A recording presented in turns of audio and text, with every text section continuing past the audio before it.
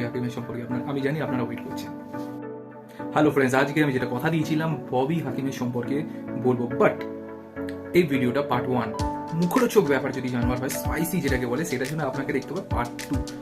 এইটাতে জাস্ট তার জীবনের স্টার্টিংটা আমি বলবো।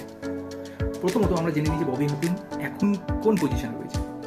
ববি হাকিম উর্ফে যার অ্যাকচুয়াল নাম হচ্ছে কি ফিরহাদ হাকিম, তিনি এখন 38তম কলকাতার মেয়র, অ্যান্ড তিনি ওয়েস্ট বেঙ্গলের cabinet minister of urban development and municipal affairs and housing.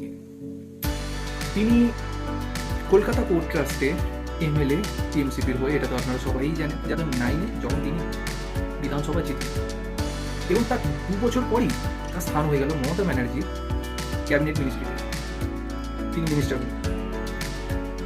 এইবার তার মেন কন্ট্রোভার্সিয়াল অনেক কমেন্ট আছে, সেইটা আমি বলেছি যে পরের ভিডিওতে বলবো, পার্ট 2-তে।